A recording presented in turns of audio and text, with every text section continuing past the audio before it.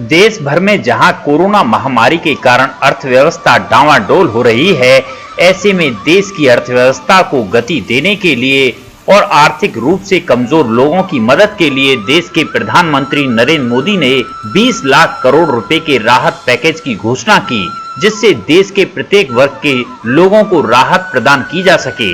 लेकिन इस पैकेज में देश भर के लोक कलाकार और पंडा पुजारी समुदायों के लिए कोई भी राहत प्रदान करने वाली घोषणा नहीं की गई। इसी को लेकर विश्व प्रसिद्ध धार्मिक नगरी गोवर्धन के अंतर्राष्ट्रीय ख्याति प्राप्त और राष्ट्रपति, राज्यपाल आदि से सम्मानित लोक कलाकार और मुकुट मुखारबिंद मंदिर के सेवायत पंडित पुजारी मुरारी लाल तिवारी ने केंद्र सरकार से मांग की कि देश के लोक कलाकार लॉकडाउन के कारण आर्थिक मंदी की चपेट में हैं, जिनके कार्यक्रम बंद पड़े हैं और आगे भी कई महीने तक उनको राहत मिलने की उम्मीद नहीं है। साथ ही गोवर्धन के और ब्रज के पंडा पुजारियों के हालात भी दयनीय हैं, जिनको आर्थिक सहायता की सख्त आवश्यकता है। इसके लिए प्रधानमंत्री मोदी को राहत पैकेज में लोक कलाकारों और पंडा पुजारियों को भी शामिल करना चाहिए, जिससे देश के सभी वर्गों को इस पैकेज में समानता मिल सके।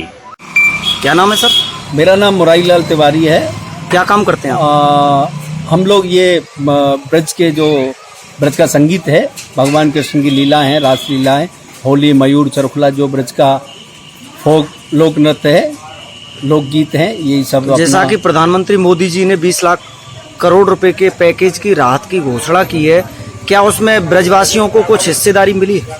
देखिए, ब्रज में किसान भी हैं, मिला है, पर खासकर हम आपको बताते हैं कि जो हमारे पंडा पुजारी मंदिर हैं, तीर्थ पुरोहित हैं, और खासकर ब्रज में हमारे मथुरा, गोवर्धन, नंदगाम, बरसाना जो ब्रज क्षेत्र है, ये तीर्थ स्थल है।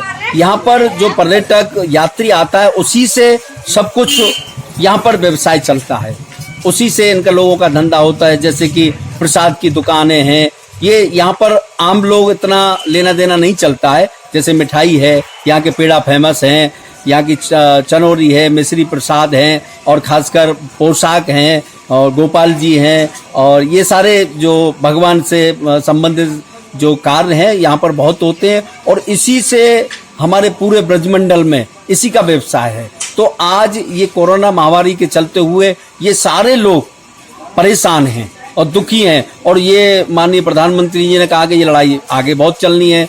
तो मेरा माननीय प्रधानमंत्री जी से यही अनुरोध है, और मुख्यमंत्री जी से, कि इनके लिए भी कुछ सोचें। जो 20 लाख करोड़ आपने दिया है सभी के लिए। और फिर बात आती है हमारे कलाकार, तो कलाकारों में कुछ लोग तो अपने जो संग्रह है, जिनके पास, अच्छी बात है, वो सेवा भी कर रहे हैं एक दूसरे की, अच्छी बात है, और गरीब भी हैं।